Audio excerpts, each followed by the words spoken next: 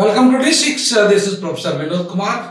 ఇవాళ టాపిక్లకు వెళ్ళే ముందు మనం మీరు షేర్ చేయండి, మన ఛానల్ని లైక్ చేయండి, కామెంట్ చేయండి, అలాగే ఉద్యమానికి సహకరించండి, సబ్స్క్రైబ్ కూడా చేయండి.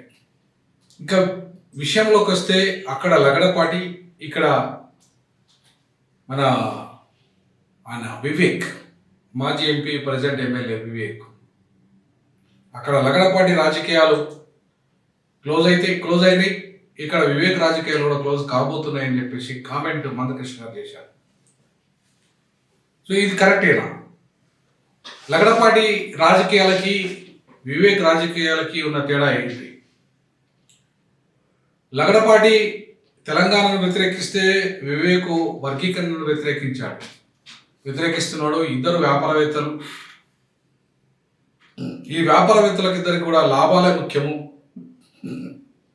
వాళ్ళకు ఉద్యమాలతో ముఖ్యం కాదు, లాభాలు ముఖ్యం. కాబట్టి వాళ్ళ వ్యాపార ప్రయోజనాల కోసం ఆయన అక్కడ లగడపాటి తెలంగాణ ఉద్యమాన్ని వ్యతిరేకించి, తెలంగాణ రాష్ట్రాన్ని వ్యతిరేకించి చివరికి రాజకీయ భూస్థాపితం చేసుకున్నాడు అనేది ఇవాళ మందకృష్ణ గారు చెప్తున్న విషయం. అంతేకాకుండా ఇవాళ అట్లాగే వర్గీకరణకు అడ్డం పడుతున్న వివేక్ కూడా ఆయన రాజకీయ భవిష్యత్తు కూడా భూస్థాపితం అవుతుంది అని చెప్పేసి ఆయన చెప్తున్న వార్నింగ్లు ఏవైతున్నాయో దీంట్లో నిజమెంత అనే దాంట్లో మనం ఈరోజు చర్చించుకుందాం. ముఖ్యంగా లగడపాటి రాజగోపాలు, నేను 2013లో కామన్ క్యాపిటల్ వద్దు, హైదరాబాద్ను సెకండ్ క్యాపిటల్ చేద్దాం, తెలంగాణ రాష్ట్ర ఏర్పాటుని ఎవరు ఆపలేరు, అది అయ్యే పని కాదు, కాబట్టి లగడపాటి రాజగోపాల్ కూడా అందులోకి వచ్చాడు, ఆ మీటింగ్లో వచ్చాడు. ఉండవల్లి అరుణ్ కుమార్, లగడపాటి రాజగోపాల్, ఇట్లా లాంటి సీమాంధ్ర 18 మంది ఎంపీలు, 2 తెలంగాణ ఎంపీలు కూడా సమావేశానికి హాజరు కావడం జరిగింది. ఆ రోజు నేను చాలా స్పష్టంగా చెప్పడం జరిగింది, తెలంగాణ రాష్ట్రము కేవలము మా తెలంగాణ అమరవీరుల కోసము సోనియా గాంధీ గారు ఇవ్వడం లేదు, లేదా కాంగ్రెస్ పార్టీ ఇవ్వడం లేదు. దక్షిణాదిని వీక్ చేయడానికి ఇస్తారు, మీరు కూడా ఎవరు ఆపలేరు, వ్యాపారవేత్తలు ఎవరు ఆపలేరు. హైదరాబాద్లో పెట్టుబడి పెట్టిన సీమాంధ్ర ఎంపీల వల్ల అది కాదు. పెద్ద వ్యాపారవేత్త ఆయన కంబ సామ్రాజ్యాన్ని ఇలా ఒకప్పుడు ఏలిన లగడపాటి కూడా ఇవాళ ఆపలేడు. ఎందుకంటే అది ఉత్తరాది పార్టీలు బీజేపీ కాంగ్రెస్ ఒకటైన, దక్షిణాదిలో ఉన్న ఎవరైతే బలమైన నేత వైఎస్ రాజశేఖర రెడ్డి వాళ్ళ మాట వినట్లేదు, ముఖ్యంగా కాంగ్రెస్ అధిష్టానం మాట వినట్లేదు. కాబట్టి ఆయనను ఎట్టి పరిస్థితిలో ఆయనను కార్నర్ చేయాలంటే, ఆయన మాటను కాదనకుండా చేయాలన్నా అదాని అంబానీలకు ఇవాళ ఇక్కడ గ్యాస్ను, ఆంధ్రప్రదేశ్ గ్యాస్ను ఇవ్వాలన్నా, లేదంటే అంబానీ ఫ్యామిలీకి ఇవాళ దోచి పెట్టాలన్నా ఆనాడు అనివార్యంగా అడ్డం పడుతున్న రాజశేఖర రెడ్డిని ఆయన అంతం చేసి తెలంగాణ రాష్ట్రాన్ని ఇచ్చి, ఇవాళ తెలంగాణకు అడ్డం లేకుండా తెలంగాణ రాష్ట్రాన్ని వాళ్ళ దక్షిణాదిలో వీక్ చేయడానికి రాజశేఖర రెడ్డి అనేవాడు కూడా ప్రధానమంత్రి రేసులో నెక్స్ట్ కమింగ్ డేస్లో కాంగ్రెస్ నుండి ఉండే అవకాశం ఉంది. ఎందుకంటే దక్షిణాది నుండి శక్తివంతమైన నాయకుడుగా ఆయన ఎదిగాడు. అలా ఆ యూపీఏ 2లో ఆయనదే కీలక భూమిక, ఆయన ఎంపీలే కీలకం. ఆయన కనుక మద్దతు ఉపసంహరిస్తే యూపీఏ 2 ఉండేది కాదు. కాబట్టి అట్లాంటి పరిస్థితులలో ఆయన తెలంగాణ వ్యతిరేకించాడు. కాబట్టి తెలంగాణ రాష్ట్రాన్ని ఇవ్వాలనుకున్న ఆనాటి అంబానీ ఫ్యామిలీని ఆయన రక్షించాలనుకున్న ఆ కాంగ్రెస్ పార్టీ గ్యాస్ ఇచ్చి వాళ్ళకి రక్షించాలంటే కూడా రాజశేఖర రెడ్డి అడ్డంగా మారాడు. కాబట్టి ఆయనను ఇలా అడ్డు తొలగించుకొని కాంగ్రెస్ పార్టీ ఇవాళ తెలంగాణ రాష్ట్రాన్ని ఇవ్వడంలో కీలక భూమిక పోషించింది. సో దాంట్లో ప్రధానంగా ఏంటంటే ఇవాళ ఈ ఆంధ్రప్రదేశ్ విభజిస్తే దక్షిణాదిలో 42 ఎంపీ స్థానాలున్న దాంట్లో ఒకవేళ దెబ్బ కొడితే అటు రాజశేఖర రెడ్డి కానీ చంద్రబాబు నాయుడు కానీ ఇద్దరు ప్రధానమంత్రి రేసులో లేకుండా ఉంటారు. రేపు కీలకంగా 25 ఎంపీలు ఉండకుండా చేయడం అనేది, 42 ఎంపీలు ఉండకుండా చేయడం అనేది ఇవాళ ఒక లక్ష్యంగా ఆ రోజు ఉత్తరాది పార్టీలైన బీజేపీ కానీ కాంగ్రెస్ కానీ ఇవాళ కుట్రబన్ని తెలంగాణను విభజించినాయి, తెలంగాణ పేరుతోనే విభజించినాయి. ఆంధ్రప్రదేశ్ అసెంబ్లీ తీర్మానం జరగలేదు, ఉత్తరప్రదేశ్లో జరిగినట్టుగా జరగలేదు. యూపీలో ఇవాళ మాయావతి గారి నేతృత్వంలో 4 రాష్ట్రాలు చేయాలని అసెంబ్లీ తీర్మానం చేస్తే ఉత్తరప్రదేశ్ పక్కన పడేసారు. దగ్గర 20-25 కోట్ల జనాభా కలిగిన యూపీ, అంతేకాకుండా అన్ని రకాల్లో ఆంధ్రప్రదేశ్తో వెనుకబడ్డ యూపీ, ఆంధ్రప్రదేశ్లో ఉన్న పర్ క్యాపిటల్ ఇన్కమ్ విషయంలో కావచ్చు, ఉద్యోగ కల్పన విషయంలో కావచ్చు, విద్యారంగంలో కావచ్చు, వైద్య రంగంలో కావచ్చు దూసుకెళ్తున్న ఆంధ్రప్రదేశ్ దేశంలో అత్యంత కీలకంగా సంపన్న రాష్ట్రంగా ఉన్నది. సో కాబట్టి ఆ రాష్ట్రాన్ని వీక్ చేసి ఇలా మొత్తం బీమారు రాష్ట్రం ఏదైతే ఉందో, ఉత్తరప్రదేశ్ అతిపెద్ద రాష్ట్రము దేశంలో, అత్యంత వెనుకబడ్డ రాష్ట్రము, ఆ రాష్ట్రంలో అత్యధికంగా 80 ఎంపీలు ఉన్నాయి. అయినా 4 రాష్ట్రాలు చేయాలని చెప్పేసి ఇవాళ తీర్మానం చేసిన ఆ రాష్ట్రం జోలికి పోకుండా, దాన్ని విభజించకుండా ఆంధ్రప్రదేశ్ అన్ని రంగాల్లో యూపీ కంటే ఏపీ ముందంజలో ఉన్నప్పటికీ కూడా ఇవాళ తెలంగాణ పేరుతో దాన్ని విభజించి ఇవాళ ఎంపీ స్థానాల్లో తక్కువ చేసేసి అటు చంద్రబాబు నాయుడు, ఇటు మన ఆయన రెడ్డిని, జగన్మోహన్ రెడ్డి తండ్రిని, అట్లాగే చంద్రబాబు నాయుడు ఇద్దరిని కూడా రేపు దేశ ప్రధానమంత్రిలో లేకుండా, వైఎస్ రాజశేఖర రెడ్డిని చంద్రబాబు నాయుడిని దేశ ప్రధానమంత్రి రేసులో లేకుండా చేసే కుట్ర జరిగిందనే దాంట్లో మనం స్పష్టంగా చూసాం. సో అందులో లగడపాటికి విజన్ లేని కారణంగా ఆనాడు కామన్ క్యాపిటల్కు ఒప్పుకొని లగడపాటి, ఇవాళ తెలంగాణ రాదని చెప్పేసి నమ్మిన లగడపాటి, తెలంగాణ వచ్చిన తర్వాత గత్యంతరం లేక రాజకీయాలు తప్పుకోవాల్సిన పరిస్థితి. ఆ రోజు మేము పెట్టిన సమావేశం 2013 కాన్స్టిట్యూషన్ క్లబ్లో ఏర్పాటు చేసిన సమావేశంలోనే నేను ఛాలెంజ్ విసరడం జరిగింది. మీరు తెలంగాణ వస్తే రాజకీయాలను తప్పుకుంటారా అని చెప్పేసి నేను తప్పుకుంటానని చెప్పేసి ఆయన అక్కడ ఆ రోజు ఛాలెంజ్ విసరడం జరిగింది. సో ఆ సందర్భంగా మీరు రాజకీయాల నుండి తప్పుకోవాల్సిన పరిస్థితి వస్తుంది, ఎందుకంటే దక్షిణాదిలో వీక్ చేయడానికి తెలంగాణ రాష్ట్రం రాబోతుంది కాబట్టి ఉత్తరాది స్ట్రాంగ్గానే ఉంటుంది, దాన్ని విభజించరు, యూపీని విభజించరు, ఏపీని మాత్రమే విభజిస్తారని చెప్పేసి ఆ రోజు నేను చెప్పడం జరిగింది. అదే వాస్తవమే. సో ఆ రకంగా ఇవాళ లగడపాటి ఆ ఛాలెంజ్కి కట్టుబడి ఆయన బహిరంగంగానే రాజకీయాలకి తప్పుకున్నాడు. కానీ ఈయన ఛాలెంజ్ ఇక్కడ విసిరినట్టుగా లేదు. వర్గీకరణ చేస్తే నేను ఆయన రాజకీయాలను తప్పుకుంటా అని చెప్పేసి ఆయన ఎక్కడ ఛాలెంజ్ చేయలేదు. ఒక రకంగా వర్గీకరణ జోలికి ఆయన పోలేదు. కేవలము మనవాదులుగా మాలలను చిత్రీకరిస్తాయి, మాలల్ని ఇవాళ అనవసరంగా దొబ్బెత్తిందని చెప్పేసి నిందిస్తే ఊరుకునేది లేదు. మాలల సత్తా ఏమిటో మేము నిరూపిస్తామని చెప్పేసి వాళ్ళు 30 ఏళ్ల తర్వాత ఒక సమావేశం పెట్టుకున్నారు. 30 ఏళ్ల తర్వాత అంతేకాకుండా ఆయనకు మంత్రి కావాలనే కోరిక ఉంది, బలంగా ఉంది. కాబట్టి ఆయన మంత్రి అవ్వడానికి ఇవాళ కృషి చేస్తున్నాడు. కాబట్టి ఆయన ఆ మీటింగ్, ఆ సమావేశాన్ని మొదటగా మీరు నిందించడం ఒకటి, మందకృష్ణ గారు మాలల్ని రెచ్చగొట్టడం ఒకటి, దాని కారణంగా రెచ్చిపోయిన మాలలు, ఆయన డబ్బున్నాడు కాబట్టి ఆయన సమీకరించగలిగిండు, ఆయన డబ్బు పెట్టగలిగిండు, ఇలా మీటింగ్ పెట్టగలిగిండు, ఆయన మంత్రి కావాలనే ఒక బలమైన కోరికతో ముందు జరగడు. సో లగడపాటి ఆయన కేవలం ఎంపీగా ఉన్నాడు, ఆయన కేంద్ర మంత్రి కావాలనుకోలేదు. అంతేకాకుండా ఆయనే ప్రకటించాడు స్వచ్ఛందంగా, ఒకవేళ తెలంగాణ వస్తే నేను రాజకీయాలు తప్పుకుంటా అని. కానీ ఆయన వర్గీకరణ అయితే నేను రాజకీయాలు తప్పుకుంటా అని చెప్పి ఎక్కడ ప్రకటించలేదు, ఆ మాట కూడా అనలేదు. వర్గీకరణకు నేను వ్యతిరేకమని కూడా అనలేదు. ఆయన బహిరంగంగా తెలంగాణకు వ్యతిరేకం అన్నాడు. ఎవరు? లగడపాటి రాజగోపాల్.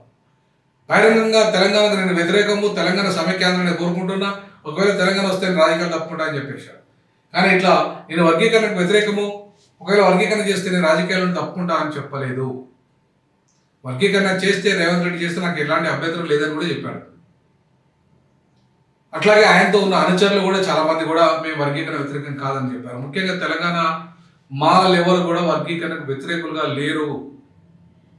ఒకవేళ వర్గీకరణను వ్యతిరేకిస్తున్న వాళ్ళు న్యాయపరంగా కానీ పోరాట పరంగా కానీ మొదటి నుండి వ్యతిరేకిస్తున్న ఆంధ్ర మాలలే. నేను మొదటి నుండి చెప్పుకుంటూ వస్తున్నా, ఈ సమస్య ఆంధ్ర మాల బాధితుల సమస్య, ఇది తెలంగాణ వాళ్ళది కాదు. సో అట్లాగే ఇవాళ మొన్న సమావేశం జరిగినప్పుడు కూడా మాల మేధావుల సమావేశం కూడా ఆ వివిధ మేధావి వర్గాన్ని పిలిచినప్పుడు, అందులో నన్ను కూడా పిలిచినప్పుడు కూడా 98% తెలంగాణ ఉన్న వాళ్ళంతా కూడా సమర్థిస్తే, ఇద్దరున్న 100 మందిలో 98 మంది వర్గీకరణకు అనుకూలంగా ఉంటే, ఇద్దరు మాత్రమే ఆంధ్ర వాళ్ళు మాలలు మాత్రమే బహిరంగంగా దాన్ని వ్యతిరేకించారు. అంటే అర్థమైంది, వాళ్ళ తెలంగాణ నుండి మాలల్ని బదనాం చేయాలనుకున్నా, లేదా వివేకును కార్నర్ చేయాలనుకున్నా, లేదా వివేకును రాజకీయాల నుండి మొత్తం దూరం చేయాలనుకున్నా ఆయన కొరిగేది ఏం లేదు, ఆయన వ్యాపారాలు చేసుకుంటూ ఉంటున్నాడు. కానీ ఇవాళ మిగతా మాలల సంగతి ఏంది? ఆయన వివేక్ ఎందుకు రాజకీయాల నుండి తప్పుకోవాలి? ఆయన జనరల్లో పోటీ చేయాలి, కాకపోతే రిజర్వేషన్లు కాకుండా జనరల్లో పోటీ చేయాలి. వాటి నాలుగు అంతో ఇంతో డబ్బులు సంపాదించాడు కాబట్టి. అంతేగాని లగడపాటి ఛాలెంజ్ చేసినట్టు ఆయన చేయలేదే. లగడపాటి రాజకీయాలను తప్పుకుంటా అన్నట్టుగా ఆయన అనలేదే. వర్గీకరణ నేను వ్యతిరేకం అని అనలేదే. ఆయన తెలంగాణ వ్యతిరేకం అన్నట్టుగా ఆయన వర్గీకరణ వ్యతిరేకం అనలేదే. రాజకీయాలకు ఆయన తప్పుకుంటా అన్నట్టుగా ఆయన తప్పుకుంటా అనలేదే. మరి ఆయనకు ఈయనకు ఎట్లా పోలిక పెడతారు? ఏ రకమైన పోలిక ఇది? సో కాబట్టి అది వేరు సంగతి, ఇది వేరు. ఈ వర్గీకరణ అనేది ప్రధానంగా ఇవాళ తెలంగాణ మాలామాదిగా ఒప్పుకోగల సమస్య కానే కాదు. ఇది ఆంధ్ర వాళ్ళది. నేను మొదటి నుండి చెప్తున్నాను, ఈరోజు కూడా చెప్తున్నాను, ఇది ఆంధ్ర వాళ్ళ సమస్య. దీనికి తెలంగాణలో మాలలు పెద్దగా రియాక్షన్ కావాల్సిన అవసరం లేదు. ఇక్కడ మెజారిటీ మాదిగలు. ఇవాళ ఈ 10 ఏళ్లలో ఎక్కువగా మాదిగలు లబ్ధి పొందలేదనడానికి జస్టిస్ కమిషన్ రిపోర్ట్ వస్తుంది. ఇంకో ఫిబ్రవరి 10th వరకు ఆగితే ఎవరు దొబ్బితిన్నారు, ఎవరు దొబ్బితినలేదన్న విషయాలు బహిరంగ చర్చకు వస్తాయి. ఖచ్చితంగా ఏకసభ్య కమిషన్ అధికారికంగా ప్రకటిస్తుంది. కాబట్టి ఇవాళ వాస్తవాలు ఎంత బయటకు వస్తాయి. మరి ఆ వాస్తవాలు బయటకు వచ్చినప్పుడు నిజంగానే ఎవరు దొబ్బితిన్నారో, ఎవరు దొబ్బితినలేదో, ఎవరికి అవకాశాలు పొందలేదు అన్న విషయాలు బయటకు వచ్చిన తర్వాత ఏ రకంగా వర్గీకరణ చట్టం చేస్తే పొందని వాళ్ళకి అవకాశాలు ఎట్లా పొందించాలో సుప్రీంకోర్టు జడ్జిమెంట్ ప్రకారంగా కూడా ఎవరైతే అవకాశాలు పొందలేదో వాళ్ళకి అవకాశాలు కల్పించమన్నది. కాబట్టి ఖచ్చితంగా చేయాల్సిన పరిస్థితి ఏర్పడుతుంది రేవంత్ రెడ్డికి.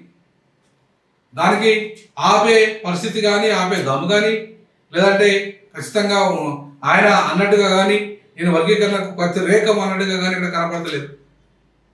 ఆ స్టేట్మెంట్ కూడా మనకి ఇక్కడ బలంగా లేదు. ఆయన వాళ్ళని నిందించడానికి మాత్రమే వ్యతిరేకం అన్నాడు. మేము దొంగలము ద్రోవులము అనే విషయాన్ని వ్యతిరేకం అన్నాడు. అంటరాని కులాలుగా మనమంతా ఒక్కటే, మనం కొట్లాడుకోవద్దు అన్నాడు అనే విషయాలు మాత్రమే మనకు కనపడుతున్నాయి. కాబట్టి ఇవాళ కృష్ణన్న గారు కూడా గమనించాల్సింది ఏంటంటే మనం కొట్టుకోవడము, మనం తిట్టుకోవడం వల్ల ఇది అగ్రవర్ణాలకు పెద్ద ఆయుధంగా మారుతుంది. మనము ఇవాళ 30 ఏళ్ళుగా కనీసం 5% ఉన్న విద్యావంతుల కోసం ఈ వర్గీకరణ చట్టాన్ని సాధించలేని వాళ్ళము రాజకీయ అధికారం ఎట్లా సాధించగలుగుతాం? మనం కలవకుండా, మనం మాలబాధిగలు ఉపకులాలు కలవకుండా దళితులు రాజకీయ అధికారం వైపు పోవాలని అంబేద్కర్ చెప్పాడు, అక్షరం చెప్పాడు. దాన్ని ఎట్లా సాధిస్తాం? సో ఈ చిన్న సమస్య గురించి 30 ఏళ్ళు కొట్లాడుకుంటే ఇంకా మనం 90% ఉన్న పేద మధ్యతరగతి దళితుల కోసము ఎప్పుడు వాళ్ళకు న్యాయం చేస్తాం? న్యాయం చేయాలంటే రాజకీయ అధికారం అనే మాస్టర్కి మనం పట్టాలంటే మాలామాదిగలు కావాలి కదా. ఇది అనవసరంగా 7% తెలంగాణలో ఉన్న అగ్రవర్ణాలకు పెద్ద ఆయుధంగా మారిపోయి వాళ్ళు ఇవాళ రాజ్యం చేసుకుంటా లక్షల కోట్ల రూపాయలు ఇవాళ వాళ్ళు పంపిణీ చేసుకుంటా, దోపిడీ చేసుకుంటా, ఈ దోపిడీ కులాల నాయకత్వంలో అధికారం తీసుకొచ్చుకొని వాళ్ళకి అధికారం చెప్పడం ఒక పెద్దగా ఈ మాలామాదిగల పంచాయతీ కారణం అవుతలేదా? కాబట్టి ఇవాళ మనం ఇలా టార్గెట్ చేయాల్సింది కేవలము మన దళితులను కాదు. మనం టార్గెట్ చేయాల్సింది ఒకవేళ వర్గీకరణ చేయకపోతే రేవంత్ రెడ్డి యొక్క రాజకీయ భవిష్యత్తు నాశనం అవుతుంది, క్లోజ్ చేస్తామను అని చెప్పాలి. 10 ఏళ్ళుగా నేను ముఖ్యమంత్రిగా ఉంటా అన్న రేవంత్ రెడ్డి వర్గీకరణ చేయకపోతే నేను రాజకీయ భవిష్యత్తును క్లోజ్ చేస్తామని చెప్పాలి. నువ్వు ఇప్పుడే ఈ 5 ఏళ్ళ టెన్యూర్ కూడా ఉండలేవని చెప్పాలి. వచ్చే 5 ఏళ్ళు ఇంకా ఎట్లా ఉండవని చెప్పాలి. అంతేగాని కేవలము వర్గీకరణ వ్యతిరేకిస్తానని బహిరంగ స్టేట్మెంట్ ఇవ్వకపోయినప్పటికీ కూడా, నేను వ్యతిరేకమని చెప్పకపోయినప్పటికీ కూడా మనం ఆయనను టార్గెట్ చేయడం వల్ల మనం దళితుల్లో ఒక మాల కులాన్ని టార్గెట్ చేయడం, వివేక్ లాంటి వారిని టార్గెట్ చేయడం, రాజకీయాలు దూరం చేయడం అనే దాన్ని కంటే కూడా ఈ సమస్యను కమ్మడిగా పరిష్కరించుకొని మాలమాదిగలు రాజకీయ అధికారులు ఉండాలి, ఉపకులాలు కూడా ఉండాలి. మనమంతా కూడా ఈ దేశంలో ఒకప్పుడు పాలకులము, మూలవాసులము, ఈ దేశ పాలకులము, ఈ రాష్ట్ర పాలకులము. కాబట్టి తిరిగి మళ్ళీ పాలన చేయాలంటే కలవడం తప్ప విడిపోవడం వల్ల ఎవరు పాలన చేయలేరు. ఒక కులంతో ఏమి సాధ్యం చేయలేము. అది మీరు చూశారు. మీరు 3 సార్లు డిపాజిట్ గల్లంతైంది మీది. మీరు 3 సార్లు పోటీ చేస్తే ఎమ్మెల్యేగా మీరు ఒక కులం నాయకుడిగా ముద్రపడారు కాబట్టి మీరు ఓడిపోయారు. కానీ వివేకులో ఉన్న ముగ్గురు కుటుంబంలో ఉన్న ముగ్గురు గెలిచారు. గెలవడానికి ప్రధాన కారణం ఏంటంటే కాంగ్రెస్ పార్టీ. నువ్వు అప్పుడు ఎంఎస్పీ నీ పార్టీ ద్వారా పోటీ చేసిన ఓడిపోయినావు. కాబట్టి ఇవాళ ఒక్క కులం మీద కాకుండా అందరినీ కలుపుకపోతేనే అధికారం వైపు పోతాం కాబట్టి గెలుస్తాం. కాబట్టి మనం కూడా ఇవాళ మాదిగలుగా ఎవరైతే ఉన్నారో నాయకత్వంలో ఉన్నారో వాళ్ళంతా కూడా మిగతా కులాలను కూడా అందరినీ కలుపుకొని పోయి వాళ్ళందరి నేతృత్వంలో అందరి సహకారంతో ముఖ్యంగా మాల సోదరులని సహకారంతో రాజకీయ అధికారం వైపు పోయే ముందు వర్గీకరణను సాధించుకోవాలి. ఇంకా 95% పేద ప్రజలు మధ్యతరగతి ప్రజలకు వాళ్ళ సమస్యలు మిగిలి ఉన్నాయి కాబట్టి వాళ్ళ కోసం న్యాయం చేయడం కోసమైనా మనం గెలవాలి. అనివార్యంగా మనం తెచ్చుకోవడం అనేది మానేయాలి. మనం తిట్టుకోవడము నిందించుకోవడము ఎంత తొందరగా మానేస్తే అంత తొందరగా మనకు ఆత్మగౌరవం లభించడమే కాకుండా అధికారం లభిస్తుంది. ఈ వర్గీకరణ సమస్యకు పరిష్కారానికి మార్గం ఏర్పడుతుంది. తర్వాత దానికి రాజకీయ అధికారానికి బాటలు పడతాయి. ఆ దిశగా ఆలోచన చేయాలి. మందకృష్ణ దయచేసి లగడపాటికి వివేక్ ఇద్దరికి పొంతన లేదు. ఆయన కమనాయకుడు, ఆయన అగ్రకులపుడు, ఈయన దళితుడు, అంటరాని కులపుడు.